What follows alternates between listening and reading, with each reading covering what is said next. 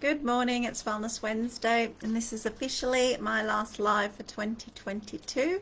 So I want to thank you for joining me throughout this year. It's been a whirlwind year for many of us. Today marks the end of the year completely for our family, for my girls and me, in terms of vacation care finishes. I've given out the last of the teachers' gifts, taken in the last of the Christmas treat plates, last afternoon of sports this afternoon. So I feel like I'm done. And that's really a great feeling, because that has not been the case for the last few years. Particularly this time of year has actually been my busiest time of year for the previous 2 years. So I was determined to try and do things a bit differently this year, and I'm pleased to say that I've kind of managed to draw a distinct line as of tomorrow as to what was 2022 and what will be 2023, and what I'm going to do in order to unwind and reflect over the coming 2 weeks, and to physically and mentally, emotionally take a break, which is why I'm not going to do any lives over this next few weeks, so I can spend time with my family. I've published some articles. There'll be a few more going live in the next few days, as well as some new podcast content. So if you're missing my voice or missing words, you can catch up on those on my website and on my podcast channel. I've put the links into the notes of this live. And also the other thing you could do, if you haven't done it already, is you could download a copy of my audiobook. So Broken to Unbreakable, 12 Steps to an Unbreakable Mind, Body and Spirit was recorded as an audiobook in April of 2020. It was one of the most stressful things I've ever done, recording an audiobook. I wasn't in love with the sound of my own voice, as it were, so I had to overcome that self-sabotaging internal critic voice in my brain. But it is available on Audible and all platforms where you buy audiobooks, so you can download it and listen to all of my words of wisdom and inspiration, as well as 13 original poems which I wrote that are included in this book. So do grab a copy of that if you need some inspiration over the holidays, and you may springboard into 2023 with some new ideas around health and well-being, etc. So good luck. So I am excited that today is officially my last day. There'll be a little bit of decluttering of my home going on over the next few weeks as we move towards the new year. So yes, today I had to carry to school the last few Christmas gifts for the educators that have been looking after the girls in January, but I'm going to decompress a lot over this next few weeks. It was nice just to kind of go, okay, all of the Christmas presents have been given away. Some of our Christmas presents are under the tree, and now kind of everything that needed to be done is being done. And I don't know how you feel, but as a mum, you kind of just get so busy ticking things off. 3 ballet concerts in a week, still doing lunch boxes, all of these things that we just do on autopilot all of the time, because you've got to, or you have a choice. You don't got to, you have to, you get to, you choose to do these things. And so choosing to do things for your family is a luxury. So it's important to remember why we're doing these things as well. So yesterday I started writing my new book, which was really exciting. I've written 2 chapters already. It's very different to my other books.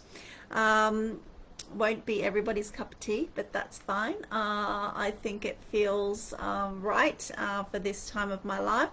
Also a book that I've probably been wanting to write for many years, but haven't had the either the level of creativity needed, the patience, or the confidence. But I've been spurred on recently by some things that I've been watching and seeing and thinking about in order to give me some inspiration. So I'm planning to finish writing it by June of next year. And it is pretty exciting, and I was very happy with I just sat down yesterday and thought, right, which idea am I going to go with first? Put my fingers on the keyboard and started writing, and I feel quite motivated about that. Last week you may have seen on my personal page that I shared some stats around my training. So I've switched up my training for the end of this year in preparation to incorporating some new training for 2023. So rather than waiting until January to start it, I actually started it in December. So it becomes a little bit more of a habit and I get used to it, and it's not such a big shift coming in 2023. So that training includes track sprints, middle-aged track sprints I'm calling it, and weights, strength and weights training. So I started both of those in the previous 2 weeks. So I'm going into my second and third sessions today. So getting up at 4:30 a.m. to go and do a sprint track session on a Tuesday morning. You do feel a little bit tired by the afternoon, I have to say, but I'm grateful that my body is taking to it okay. But the stats that came up as a result of all my assessments last week showed that in terms of balance, I'm equally balanced on either side. In terms of strength, I have equal strength on either side. There are some areas of improvements to be made in my lower back, my shoulders and my core, and also in my my leg drive or my explosive power, which are all things I probably knew. So now the exercises are tailored towards improving those areas of my body. But it also showed body composition analysis, which is really interesting, how much water you're holding in your body, which was very good for me. And I was a little bit surprised because like a lot of people, I struggle to drink a lot of water. So I've really been mindful of drinking a lot of water, but also if you have a diet that's high in fruits and vegetables, you're consuming a lot of natural fluids anyway. So I think because I have a relatively highly plant-based diet, I'm also getting a lot of water from those. So my water content was good in my body, but it also showed that my biological age versus my chronological age, so I'm 47 in birth years, but my chronological age is actually 15 years younger than my biological age. So that was really exciting to see. I do feel like in the last few years that I'm 10 years younger, in that I could do things that I could do in my 30s, but actually to have a biological age of 32 for a 47-year-old woman made me feel really inspired to kind of keep going to see what else is possible. So that's kind of what I have been thinking about the last few weeks, and I will continue to do that. So I set some new running objectives or goals for 2023. With the goal to finish with the Sydney Marathon in September, and to do 3 half marathons in the lead up to that, so Mackay, Cairns and Townsville. So I just got out my spreadsheet yesterday and started looking month by month what running events are on throughout the year that I can realistically do in terms of travel and time and distances spaced equally apart, so they're beneficial for my training. So those are my 4 events that I plan to officially participate in next year, and hope to build on what I've achieved this year in terms of my running, which was 2 official half marathons and 2 official full marathons. Not to mention I've almost reached my 1,500 kilometer goal for the year, and I have 46 kilometers left to do. And I want to thank everybody for the donations so far, which is helping me to continue to raise funds for my friends in Ukraine. You will have seen that Europe is pretty much covered in snow at the moment, so it's immensely cold for a lot of people. There's still a lot of power cuts.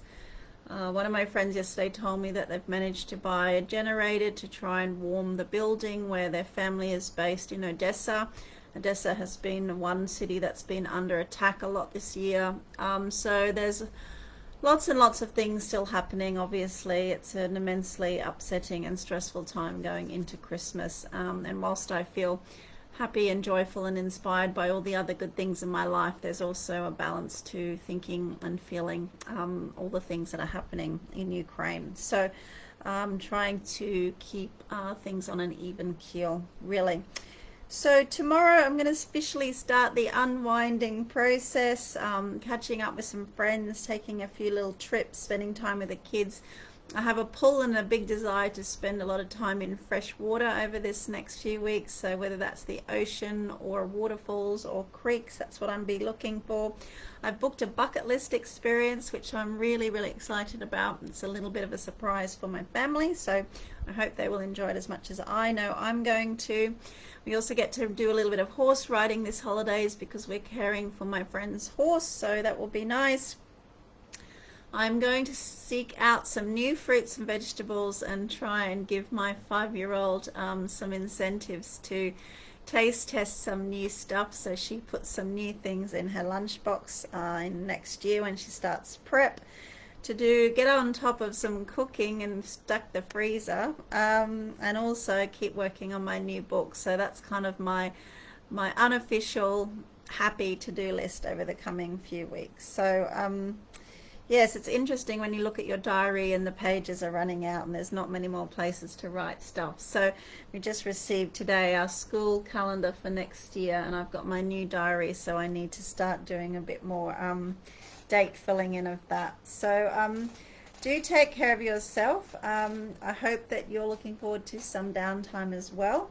It's totally the end of my year. It feels like a lot's happened, a lot has been achieved, but also there's always more that can be done in terms of helping others, giving back to our community, and supporting those that are not in a position to help themselves at the moment. And that's kind of what I also think about when I have a free headspace. So do take care of yourself.